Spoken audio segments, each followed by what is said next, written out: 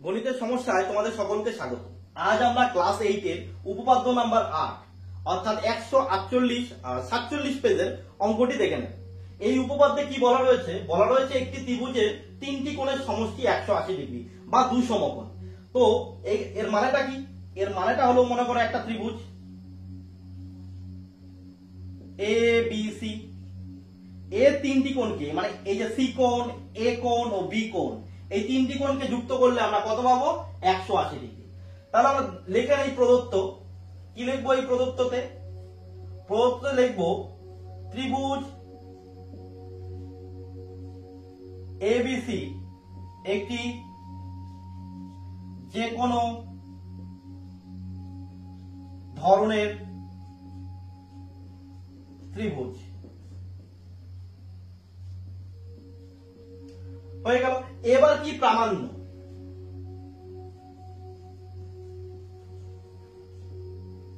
প্রামাণ্যতে কি লিখবো? এই তিনটি কোণ, এ কোণ, বি কোণ, সি কোণ, এই তিনটি কোণকে যুক্ত করলে কত হবে? 180 ডিগ্রি। লিখে নেই।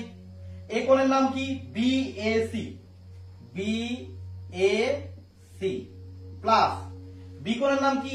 এ বি সি, কোণ A B C plus C কোণের নাম কি? এ সি বি, কোণ A C B equals to কত হবে? 180 ডিগ্রি বা দুই সমকোণ। এবার এটা প্রমাণ করার জন্য কি করতে হবে? আমাদের একটা অঙ্ক রাখতে হবে। কি অঙ্ক রাখবো আমরা? আমরা এই বিসি বাহুটাকে একটু বাড়িয়ে দেব। মনে করো বিসি বাহুকে আমরা ডি বিন্দু পর্যন্ত বর্ধিত করে দিলাম। লিখবো কি? ত্রিভুজ এবিসি এর বিসি বাহুকে ডি বিন্দু পর্যন্ত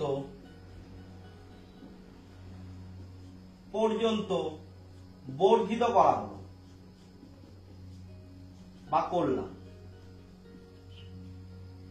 এবার আমাদের অঙ্কন হয়ে গেল। এবার আমরা প্রমাণ করব। প্রমাণ আমরা কি জানি? আমরা জানি কোন ত্রিভুজের এই যে বহিস্থ কোণটা, এটা কি হয়? অন্তস্থ বিপরীত। এটা অন্তস্থ কোণ কোনটা? এটা সি এর, এটা বহিস্থ কোণ, আর অন্তস্থ কোণ হলো এটা। এটা বিপরীত, মানে এই কোণটা আর এই কোণটা, এই বিপরীত দুটি কোণের সমষ্টির সমান হলো এই কোণটা।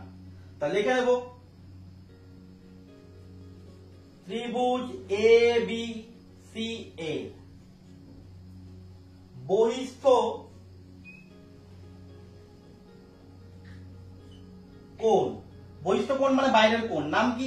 এসিডি, কোণ এসিডি সমান সমান কি হবে? অন্তস্থ বিপরীত, মানে এই দুটো কোণ, এই দুটো কোণের কি হবে? সমষ্টির সমান মান হবে এই কোণটা। তাহলে এসিডি সমান সমান কি লিখবো? কোণ A B C, A B C plus কোণ এই কোণটা, তাহলে বি এ সি, কোণ বি এ সি। এবার কি করব? এই যে বহিস্থ কোণ আছে, এই কোণটার সাথে আমরা পাশের কোণটাকে যুক্ত করে দেব। তাহলে আমরা কি পাবো? মনে করো এই একটা সরল রেখাংশ, এই একটা কি রশ্মি, তাহলে কি হবে? এইটা হলো বহিস্থ কোণ। এই ত্রিভুজ হলে পরে তাহলে কি হবে? এটা বহিস্থ কোণ। আচ্ছা, এই কোণটার সাথে যদি পাশের কোণটাকে যুক্ত করে দিই, তাহলে একটা সরল রেখার মধ্যে কি হবে? দুটো কোণ হবে, যার মান কত হবে? 180 ডিগ্রি। তাহলে কি লিখবো? বা এই এসিডি সঙ্গে কোণ এসিডি এর সঙ্গে যুক্ত করব। এসিডি মানে এই কোণটা, এর সাথে কি যুক্ত করব? পাশের কোণটা, এই কোণটা, এই কোণটার নাম কি? এসিবি, কোণ এসিবি। কি করলাম আমরা? এই বহিস্থ কোণের সাথে এই কোণটাকে যুক্ত করলাম। তাহলে সমান সমানে এদিকে রাশির সাথে কোন কোণটাকে যুক্ত করলাম? এসিবি। তাহলে কি করব? এই দিকে সমান সমানে ডান পাশের রাশির সাথেও আমি এই কোণটাকে যুক্ত করব, যাতে উভয় পাশের ব্যালেন্সটা ঠিক থাকে। কি করব? এবিসি, ডান পাশের রাশি ছিল কোণ এবিসি প্লাস কোণ বিএসি। তাহলে বাম পাশের রাশির সাথে কাকে যুক্ত করেছিলাম? কোণ এসিবি কে। তাহলে আমরা ডান পাশের রাশির সাথে কি করব? কোণ এ সি বি কে যুক্ত করব। যুক্ত করে দিলাম। এবার দেখো আমরা কি বলেছিলাম? এসিডি, এসিডি মানে কোনটা? এটা এ বি যদি সি আর এটা ডি। এবার এই পাশের কোণটার সাথে এই পাশের কোণটা যখন যুক্ত করব তখন কি হবে, একটা সরলরেখার উপর দুটো কোণ থাকবে। এই দুটো কোণের সমষ্টি কত হয়, এই দুটো কোণের সমষ্টি হয় 180 ডিগ্রি। কত হয়, 180 ডিগ্রি। তাহলে 180 ডিগ্রি সমান সমান কি হবে, কোণ এ বি সি প্লাস কোণ বি এ সি প্লাস কোণ এ সি বি। আর আমরা কি প্রামাণ্যতে এই কথাটাই লিখেছিলাম, এটা আগে আর পরে একই ব্যাপার আছে, তাহলে কি লিখে নেব, প্রমাণিত।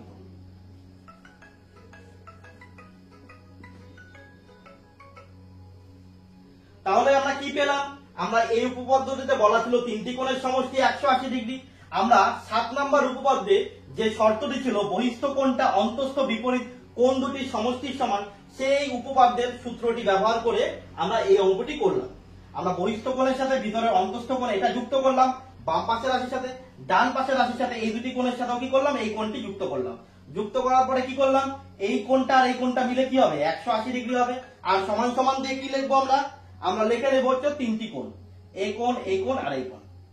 তাহলে আমাদের এখানে কমপ্লিট হয়ে গেল। তাহলে আমাদের 8 নম্বর উপপাদ্যটি এখানে কমপ্লিট হলো।